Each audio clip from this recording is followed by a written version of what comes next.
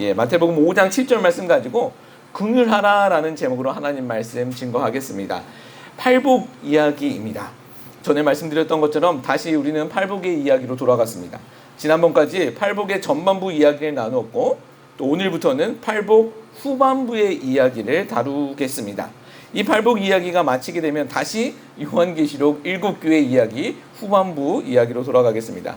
어떻게 보면 신약의 성경의 시작과 또 마지막인 마태복음과 요한계시록을 오고 가고 있고 또 주제로 보면 복과 교회의 이야기지만 그 내용을 들여다보시면 일맥상통하게 이어지고 있다는 것을 아시게 될 것입니다. 왜 그럴까요? 이 팔복은 천국 시민에 관한 말씀입니다. 우리는 복이라는 단어에 관심이 있지만 팔복이 이야기하고 있는 것은 결국 천국 시민, 천국을 소유하는 하나님의 백성, 즉 성도들의 이야기이죠. 그리고 이 성도들이 모여서 교회가 되는 것입니다. 우리 교회 이름처럼 우리가 교회, 성도가 교회가 되는 것이죠.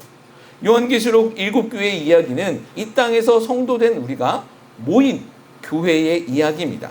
따라서 복음서의 팔복의 성도 이야기와 요한계시록의 교회 이야기는 본질적으로는 다를 수가 없다라는 것이죠. 성도가 교회이기 때문입니다. 상황과 처지는 다를 수 있지만 본질적인 문제, 본질적인 해답은 같다라는 것입니다. 소망하는 것은 오늘 증거되어지는 이 팔복 이야기를 통해서 성도된 나의 모습이 발견되어지길 소망하고 성도의 모임인 우리가 교회의 모습이 정직하게 발견되어지고 교정되는 은혜가 있기를 예수 그리스도의 이름으로 축복합니다.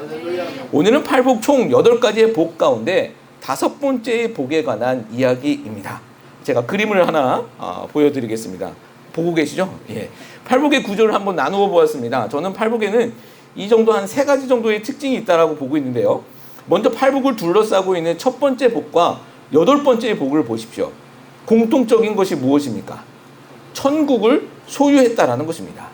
심령이 가난한 자는 우리가 이 첫 번째 복을 설명할 때 말씀드렸습니다. 심령이 가난하면 너희가 천국을 소유할 것이다 라는 미래형이 아니라 이미 너희가 천국을 소유했다라는 현재형이다라는 것이죠. 그래서 우리는 이미 복을 받은 사람들이라고 말씀드렸습니다. 또 8번째 복에서도 이미 천국을 소유한 현재형으로 성경은 증언하고 있습니다. 이것은 이 팔복의 이야기는 천국으로 시작하고 천국으로 끝이 나는 천국 백성의 이야기라는 것이고 천국, 이 하나님의 나라는 미래에 받는 것이 아니라 이미 우리 가운데 들어와 있다라는 것입니다. 즉 이미 시작된 하나님의 나라를 전제하고 있다라는 것이죠. 이것은요, 우리가 성도라고 한다면 우리 안에는 이미 하나님의 나라가 들어와 있다라는 것입니다. 따라서 팔복의 이야기는 남의 이야기가 아니라 우리의 이야기가 된다라는 것이죠. 또 하나의 특징은요, 이 팔복은 4가지씩 전반부와 후반부로 나누어 볼 수 있습니다. 앞에 전반부는 하나님 앞에서 우리의 내 개인적인 상태입니다. 그리고 후반부 4가지는 잘 보시면 이웃과의 관계로 그 상태가 확장되어 있음을 보게 되실 것입니다. 즉, 앞 전반부는 내 개인의 상태이고 뒤 후반부는 이웃과 공동체에서 하나님의 백성이 어떻게 살아가야 하는지에 대한 원리에 대해 말씀해주고 계시다라는 것이죠. 성도는요, 나 하나 하나님 앞에서만 바로 사는 것이 중요한 것이 아니라 공동체에서도 바르게 살아야 한다는 것입니다. 우리가 하나님 일한다고 하면서 하나님 사랑한다고 하면서 사람들에게는 못돼 처먹었다 소리 들으면 안 된다는 거예요. 그렇죠? 이 공동체 안에서의 이 천국 백성 이야기가 오늘부터 그 후반부에 시작이 되는 이야기가 되어집니다.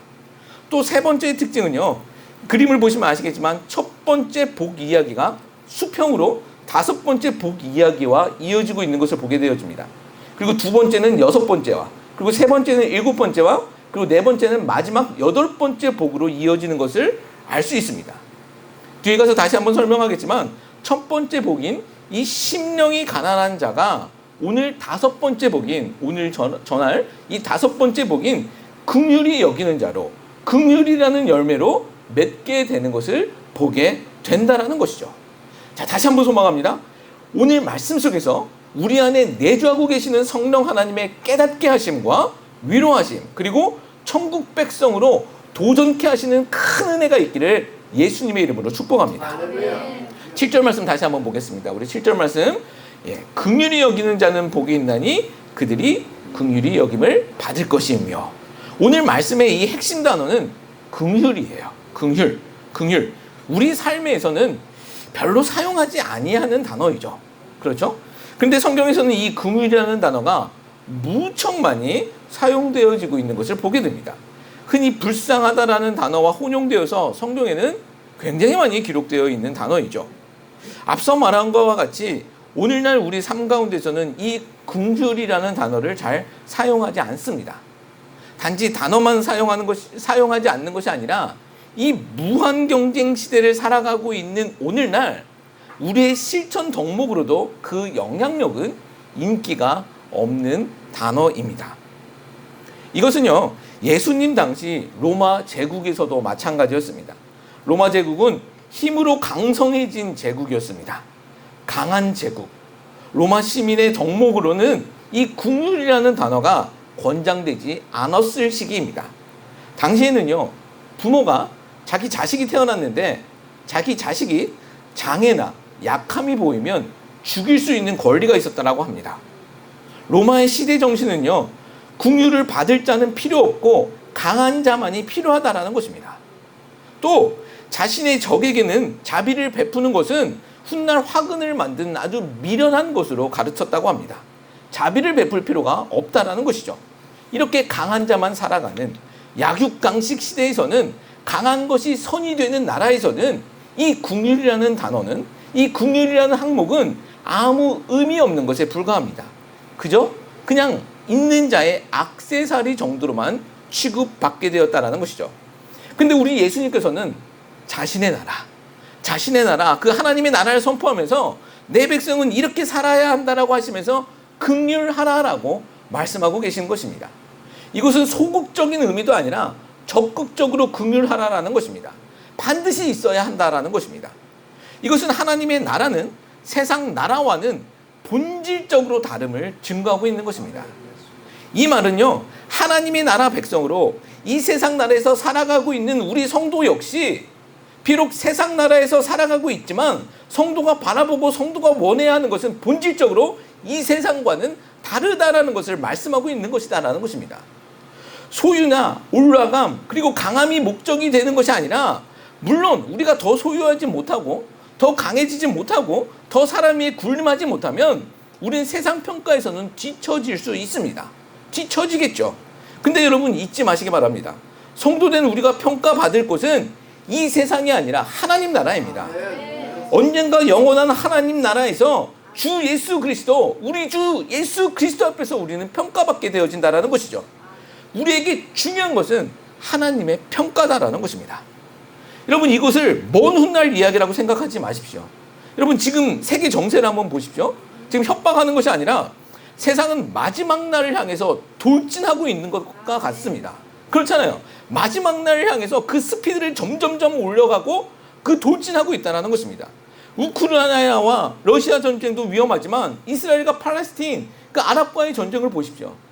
여러분, 지금 당장 무슨 일이 터져도 전혀 이상하지 아니할 그런 위험한 시기를 우리는 살아가고 있습니다. 여러분, 근데 이런 전쟁의 공통점 무엇인지 아십니까? 긍휼이라고는 전혀 찾아볼 수 없는 전쟁이라는 것입니다. 물론 전쟁에는 긍휼이라는 것이 있을 수 없겠죠. 근데 이번 전쟁 보십시오. 그 아이와 여자와 그 노약자들, 그 긍휼이라는 것을 찾아볼 수 없는 그 비참한 모습만 보여지더라는 거예요. 자, 그러면 우리는 이런 생각을 한번 해볼 수 있을 것 같습니다. 그러면 적어도 이스라엘은 그래서는 안 되는 거 아닌가? 그렇죠? 왜 그러면 다른 나라는, 하나님 모르는 나라는 그럴 수 있지만 이스라엘은 그러면 안 되는 거 아닌가? 그렇게 생각해 볼 수 있을 것 같습니다. 근데 왜 이스라엘도 그럴 수밖에 없는 나라인가 한번 보겠습니다. 신명기 19장 13절 말씀이에요. 신명기 19장 13절 말씀 보면 아주 재미있는 패런을 우리가 찾아볼 수 있을 것 같아요. 한번 같이 한번 읽어볼까요? 읽어봅니다.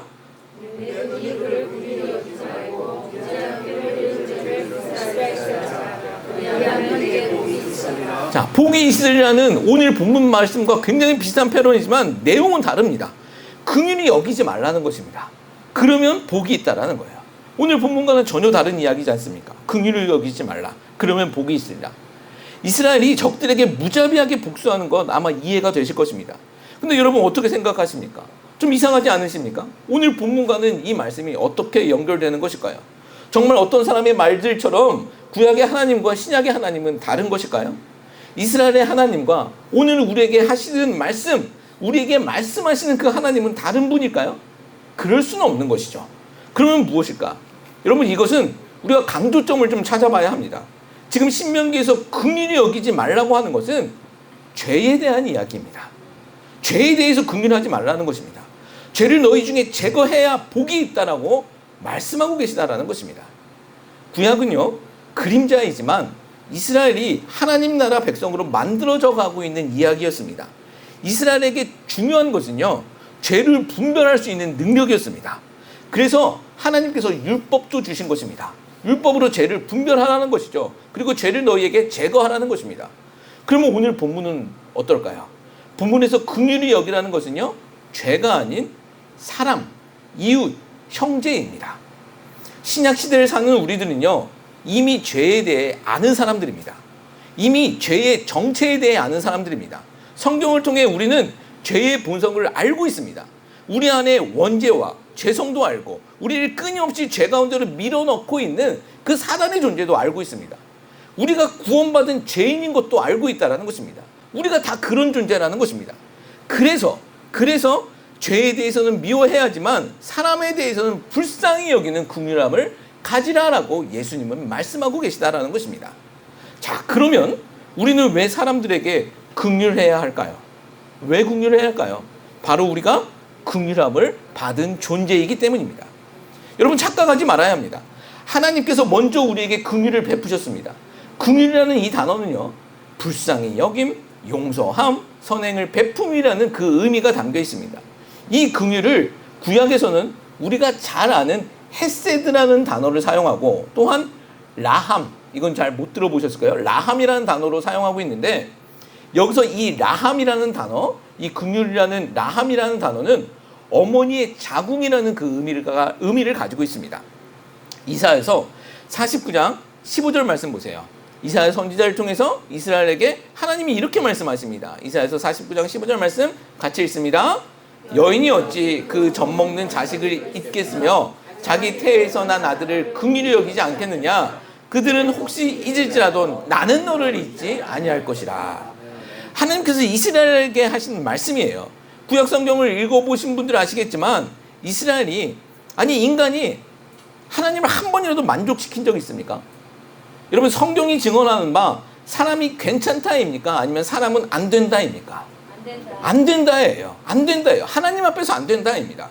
에덴에서 쫓겨난 인간은요, 무엇을 해도 안 되는 것입니다. 이게 기분 나쁜 일일 수도 있고 또 자존심 상할 일일 수도 있지만 사실 그것이 아니에요. 그런 성질의 문제가 아닙니다. 성경은 우리 인간은요, 하나님 앞에서 철저히 무능력하고 완전히 부패했다고 말씀하고 있습니다. 완전히 깜깜한 절망이라는 것입니다. 여러분, 그런데 그런 인간에게 소망이 있는 것은 하나님이 일하시기 때문이다라는 것입니다. 깜깜한 그 절망 가운데서 그 안에서 소망이 있는 것은 하나님이 그런 우리들 가운데 일하시고 있기 때문이다라는 거예요.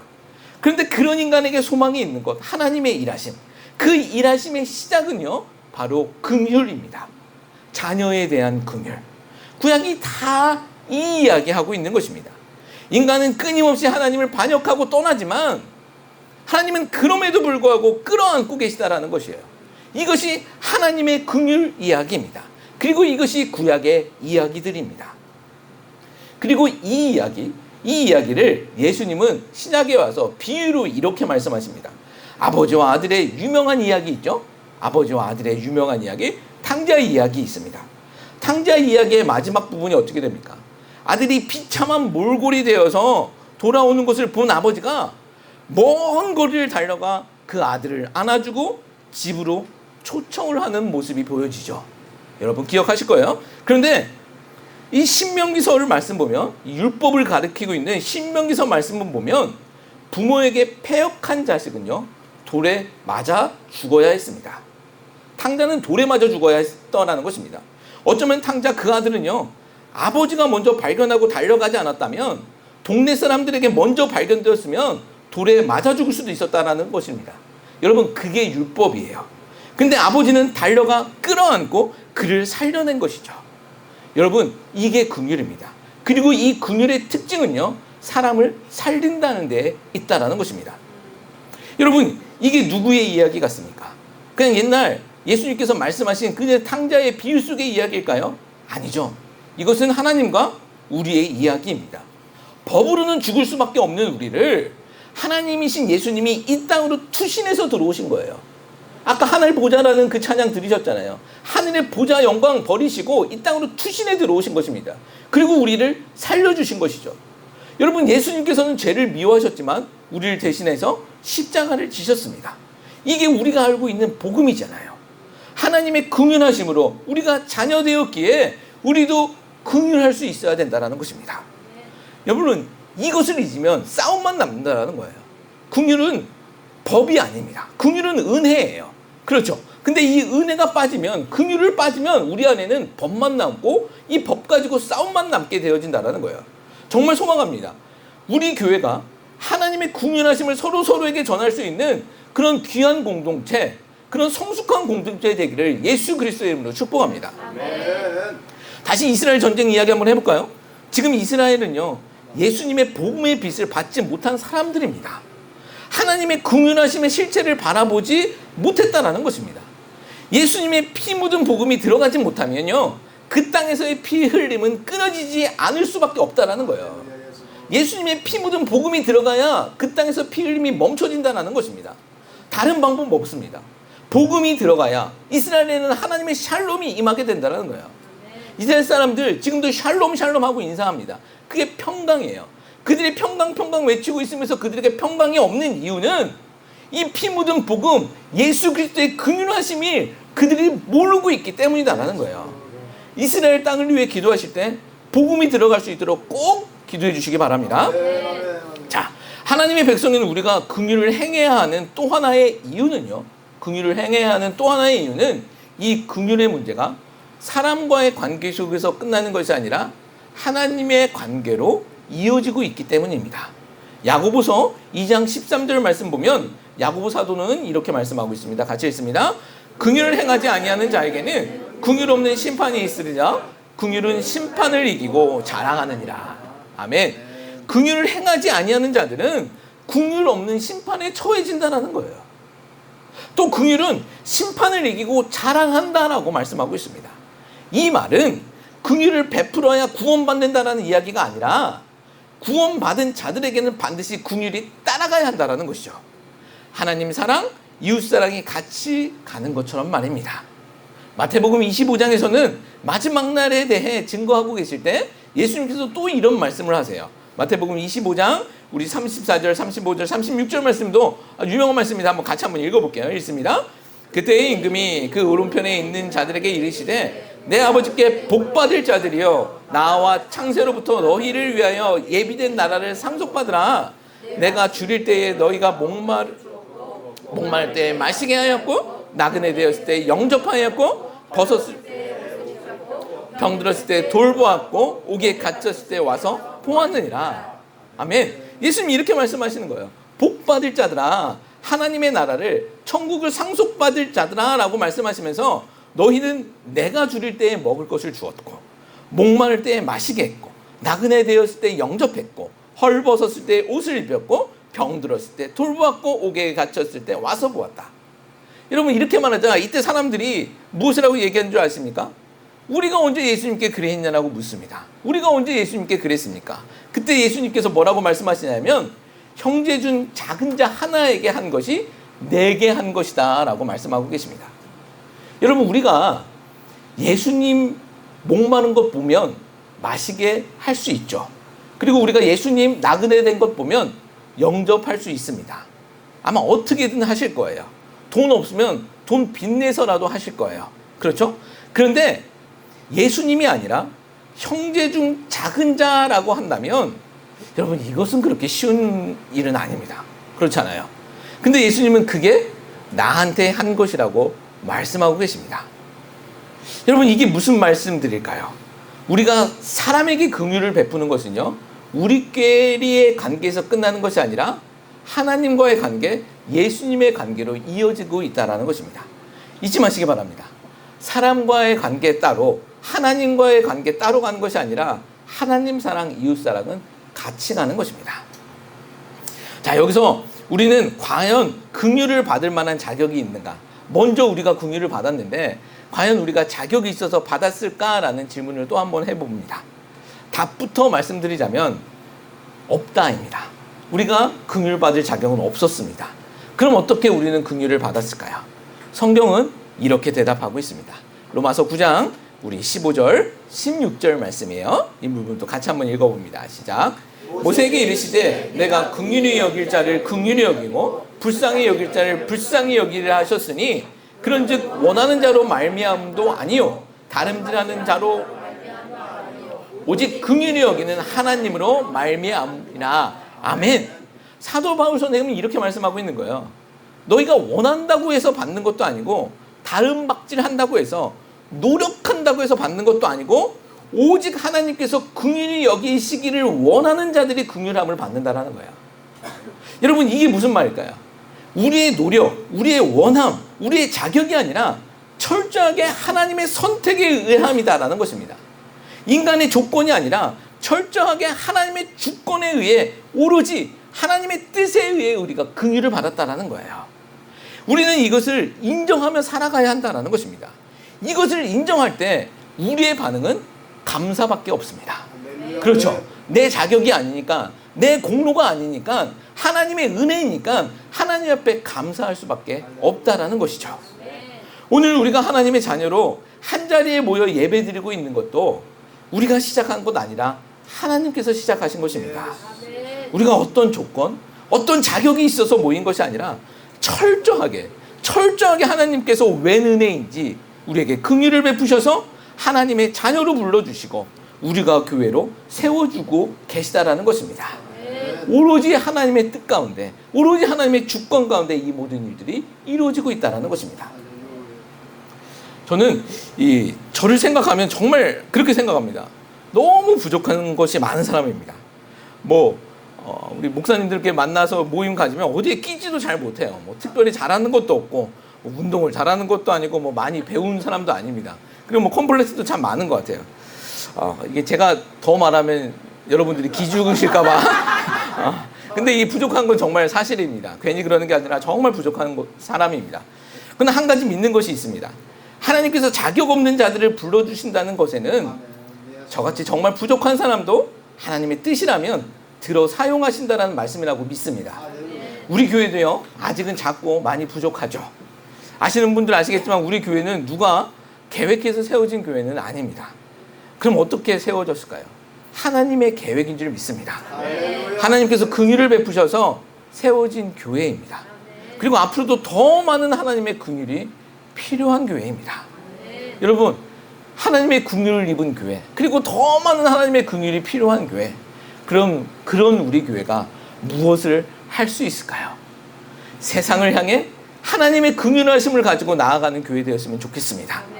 예배할 때 긍휼하신 하나님을 전심으로 인정하며, 찬양할 때 하나님의 하나님 되심을 선포하고, 기도할 때 지금도 일하시는 하나님을 기뻐하며 우리 삶 속에서는 하나님을 영화롭게 하는 그런 교회가 되기를 예수님의 이름으로 축복합니다. 긍휼 받은 자로서, 긍휼 받을 교회로서 우리가 해야 할 일들이라는 것입니다. 자, 그러면 어떻게 다른 사람들을, 또 세상을 향해 우리는 긍휼을 할 수 있을까요? 제가 처음에도 말씀드렸듯이 이 팔복의 구조적 특징 중 하나가 수평으로 이어지고 있다라고 처음에 말씀드렸죠. 표를 보면서 말씀드렸습니다. 첫 번째 복된 자가 다섯 번째 복된 자하고 이어지고 있는 것입니다. 팔복의 첫 번째 복은요, 심령이 가난한 자는 복이 있나니 천국이 저희 것임이라 였습니다. 팔복 첫 시간이었죠. 여기서 심령이 가난하다라는 것은 구걸하는 거지의 상태라고 말씀드렸어요. 그냥 부족한 정도가 아니라 구걸하는 참담한 거지의 상태라고 말씀드렸습니다. 이게 무슨 말이냐면 내 영적 상태가 파산하고 비참한 거지 같은 상태라는 것을 아는 것이 복이다라는 것입니다. 왠지 아십니까? 그래야 아버지 품을 생각할 수 있기 때문이다라는 것이죠. 여러분, 그래야 하나님의 품을 구할 수 있다라는 것입니다. 탕자 이야기 다시 한번 생각해 보십시오. 탕자가 재산 다 탕진하고 돼지 지옥나무 열매 먹다가 그것마저 주는 사람이 없을 때, 그때야 아버지의 품을 기억하고 돌아갈 수 있었던 것입니다. 자기 비참함을 깨달아야 하나님을 생각한다라는 것입니다. 그게 우리 인간이에요. 어떤 의미로 보면요, 다 없어지는 게 복일 때가 있습니다. 생각해 보십시오. 탕자가 돼지 지옥나무 열매 먹을 때 그가 아버지 생각했습니까? 아니요. 그때 생각 못했습니다. 아마 아직은 괜찮아, 아직은 살 수 있어 라는 생각이 지배적이었을 거예요. 그러다가 그것마저 없어지니 완전한 거지가 되니 아버지 품을 생각이 되었다는 것입니다. 생각해 보십시오. 우리의 주위에 이런 사람들 없습니까? 돼지 지옥나무 열매 먹으면서 아직은 괜찮아, 아직은 나 살 수 있어 라고 하는 사람들 있지 않냐는 거예요. 우리가 대놓고 이야기하지 못해서 그렇지 그런 사람들 우리 주위에 있습니다. 여러분, 정말 깨닫게 되는 은혜가 우리 가운데 가득하게 소망합니다. 성경은요, 자기 그 심령이 가난한 것을 아는 사람이 복된 것이라고 말씀하고 있습니다. 이것을 진정으로 깨달은 사람은요, 예전에 자기와 같이 심령이 가난한 사람들을 바라보면 어떻게 할까요? 손가락질 할까요? 내가 그때의 그 모습을 갖고 있었던 걸 아는 사람이 그 모습을 가지고 살아가는 사람들을 보면 손가락질 하냐는 거예요. 아니죠. 여기서 긍휼함이 생긴다라는 것입니다. 저 사람 속에서 예전에 나의 모습을 보며 긍휼함이 생긴다라는 것이죠. 제가 처음에 심령이 가난한 자의 열매가 긍휼이라고 말씀드린 것이 바로 이것입니다.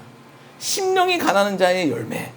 나의 가난함을 깨달았다면 다른 사람의 가난함을 보고 아파하고 불쌍히 여기는 마음, 측은히 여기고 또 용서하는 긍휼이라는 열매가 나타나야 한다는 것입니다. 왜요? 우리도 그저 하나님께 긍휼을 받은 자들이기 때문입니다. 하나님의 긍휼이 필요한 자들에게 먼저 하나님의 긍휼을 받은 자로서, 하나님의 긍휼이 필요한 자들에게 먼저 하나님의 긍휼을 받은 자들로서 긍휼을 베푸는 것은 복된 자의 당연한 성품이라고 예수 그리스도는 말씀하고 계신 것입니다. 또한 예수님은 오늘 본문에서 긍휼히 여기는 자는 긍휼히 여김을 받을 것이요라고 말씀하고 있습니다. 이 말씀은요, 우리에게 하나님의 긍휼하심은 과거의 어느 때, 과거에 구원받을 그때의 이야기만이 아니라 앞으로도 받을 것이다라고 전제하고 있다는 것입니다. 우리가 긍휼이 필요한 존재라는 거예요. 이것은 우리가 오늘도 내일도 하나님의 긍휼하심으로 사는 존재라는 거예요. 다시 한번 말씀드릴게요. 우리는요, 오늘도 내일도 하나님의 긍휼하심으로 사는 존재들이라는 것입니다. 여러분, 정말 그렇지 않습니까? 정말 그렇지 않습니까? 하나님의 긍휼하심이 없으면 내일 내가 살 수 있는 존재입니까? 아니, 오늘은요, 지금은 살 수 있는 존재입니까? 우리 가정은 어떻습니까? 이 국가는요, 미국은 하나님의 긍휼함 없이 존재할 수 있습니까? 자기들의 힘으로 존재할 수 있을까요? 착각하지 말아야 하는 것입니다. 하나님의 긍휼하심으로 우리가 살아가고 있는 것이고요, 우리 가정이 살아가고 있는 것이고, 이 미국 땅 그리고 우리 조국 대한민국이 존재하고 있는 것입니다. 잊지 마시기 바랍니다. 우리는요, 하나님의 긍휼하심이 필요하듯이 우리 또한 긍휼함을 베풀며 살아가야 하는 존재들입니다. 여러분, 정말 이 말씀이 우리 가운데 실제가 되길 예수 그리스도의 이름으로 축복합니다. 말씀을 정리하겠습니다.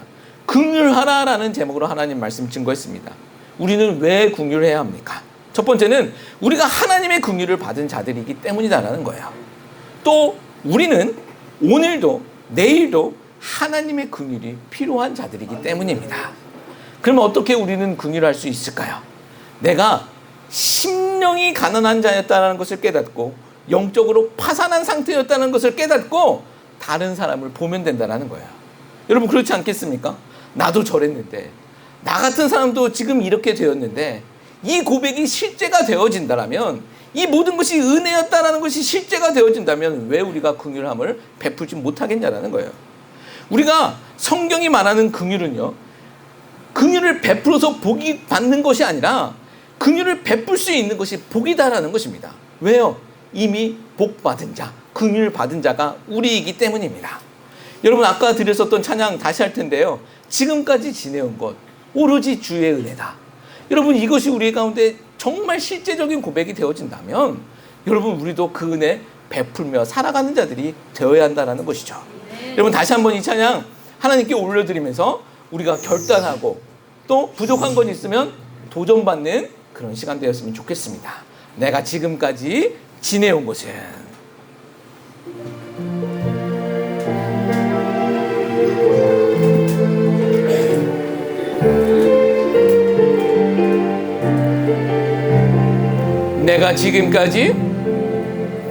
내가 지금까지 지내온 것은